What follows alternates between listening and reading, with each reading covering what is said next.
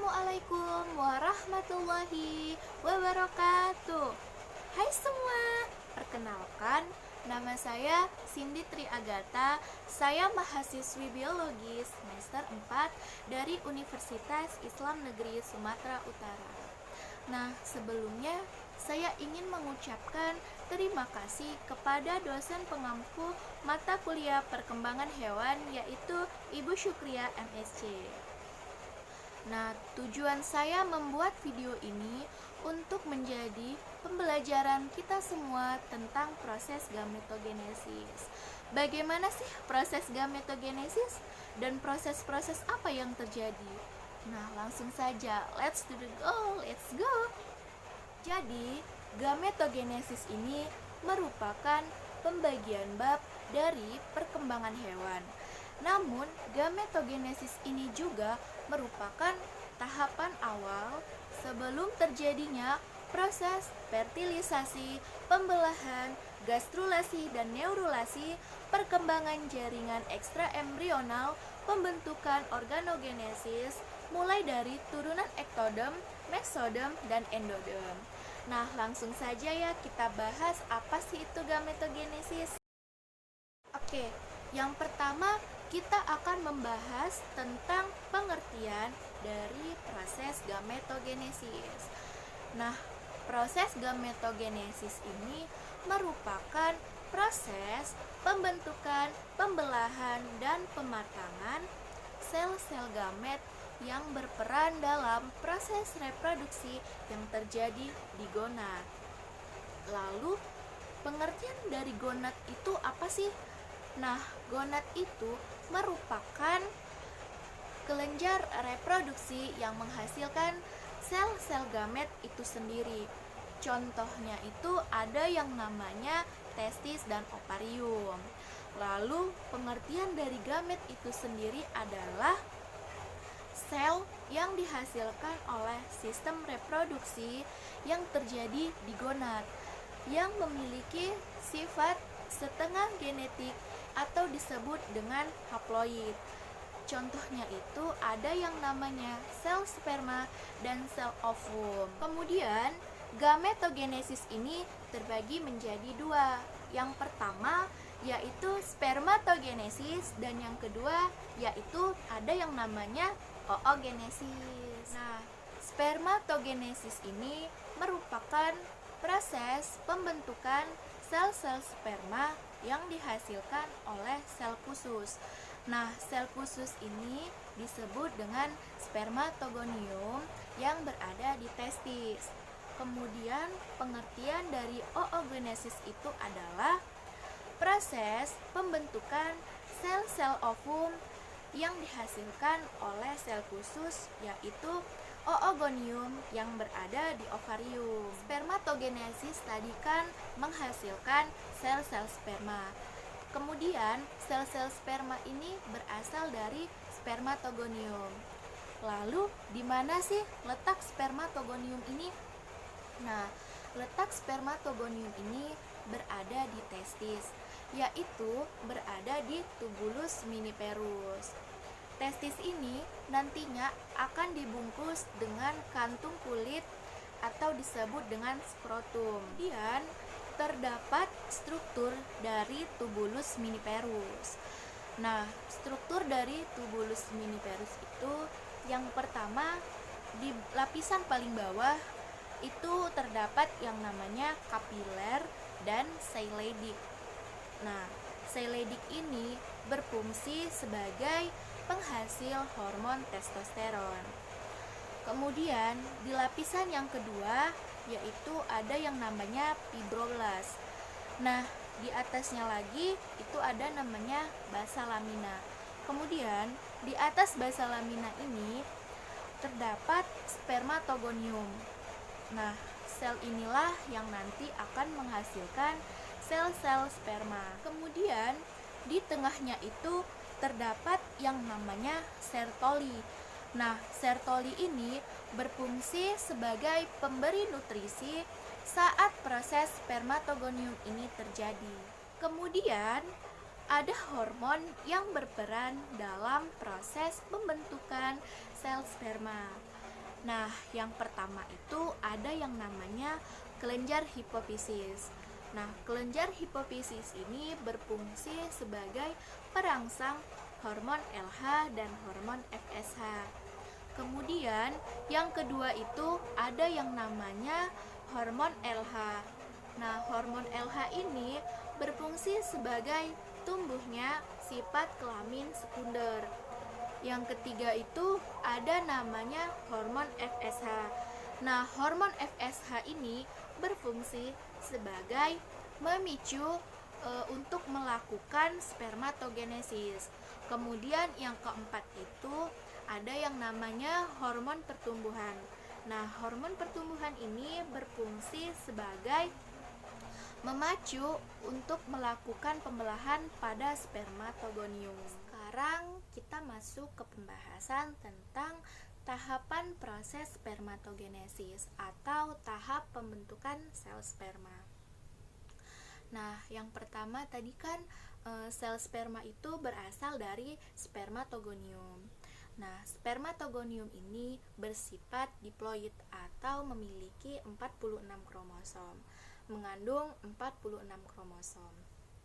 Kemudian, spermatogonium ini nanti akan membelah secara mitosis dan menghasilkan dua sel. Nah, sel yang dihasilkan ini yaitu sel tipe A dan sel tipe B. Nah, sel tipe A ini nantinya akan menjadi sel induk, kemudian sel tipe B ini nantinya akan menjadi sperma primer. Nah, sperma primer ini mengandung 46 kromosom atau masih juga bersifat diploid. Kemudian, sperma primer ini akan bergerak ke arah bagian Sertoli. Nah, di Sertoli, sperma primer ini akan melakukan pembelahan secara mitosis dan menghasilkan dua sel. Nah, dua sel yang dihasilkan ini disebut dengan sperma sekunder. Sperma sekunder ini mengandung 23 kromosom atau disebut dengan haploid. Kemudian, dua sperma sekunder ini melakukan pembelahan lagi secara meiosis 2. Nah, setelah pembelahan secara meiosis 2, masing-masing sperma sekunder menghasilkan dua sel yang disebut dengan spermatid. Nah, spermatid ini mengandung 23 kromosom atau disebut dengan haploid. Kemudian, spermatid ini tadi akan masuk ke tahap spermiogenesis. Nah, tahap spermiogenesis ini terdapat 4 tahap. Yang pertama itu ada fase Golgi, yang kedua itu ada namanya fase tutup, yang ketiga itu ada namanya fase akromosom, dan yang keempat itu ada namanya fase pematangan. Nah, ketika sel sperma ini sudah matang, itu nanti akan disimpan di bagian epididymis yang nantinya akan diberikan cairan semen dan juga ikut keluar ketika terjadinya ejakulasi. Kemudian, sel sperma ini juga memiliki struktur bagian. Yang pertama itu ada kepala. Nah, di bagian kepala itu terdapat ada yang namanya nukleus dan ada yang namanya membran sel. Kemudian ada yang namanya akromosom. Kemudian di bagian tengahnya itu terdapat mitokondria dan juga terdapat pada bagian ekor. Lalu proses pembentukan dan pematangan sel sperma ini terjadi sekitar 50 sampai 60 hari. Oke, kemudian kita masuk ke proses oogenesis.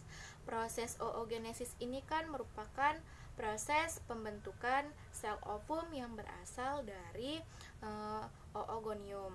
Nah, letak oogonium ini kan berada di ovarium.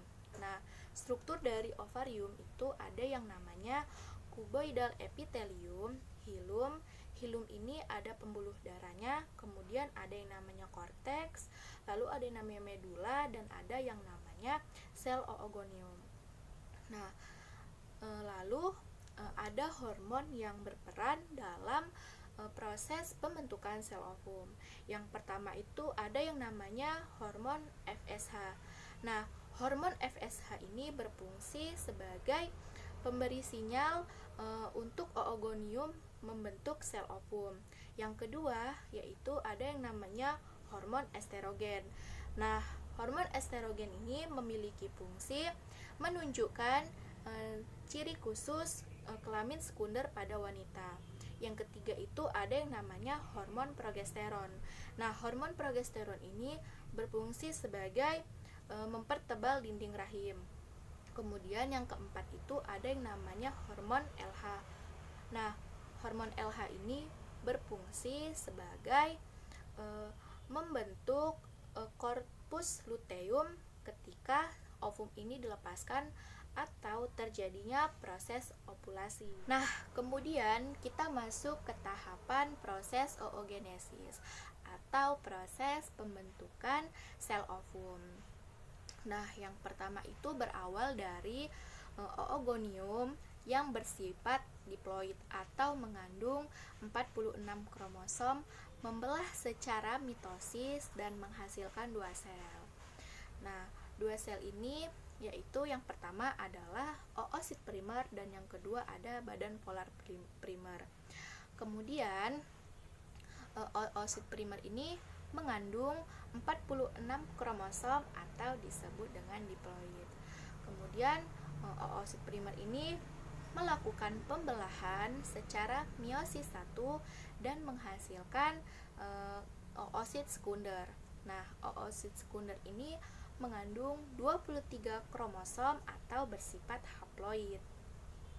Kemudian oosit sekunder ini melakukan pembelahan secara meiosis 2 dan menghasilkan 2 sel. Nah, 2 sel ini ada yang namanya ootit dan badan polar. Nah, ootit ini akan melakukan pematangan dan menghasilkan sel ovum.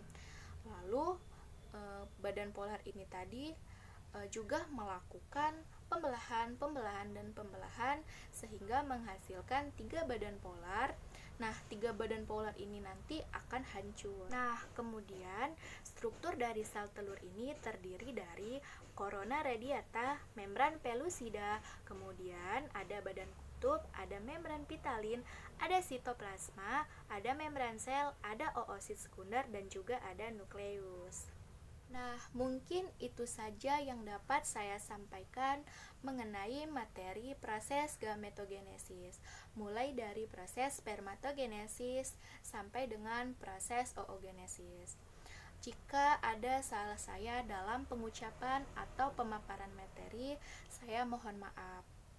Karena sesungguhnya kesempurnaan itu adalah hanya milik Allah dan kesalahan datangnya dari diri saya sendiri. Semoga materi yang saya sampaikan ini dapat bermanfaat untuk kita semua. Saya sudahi dengan wabillahi taufiq wal hidayah. Assalamualaikum warahmatullahi wabarakatuh.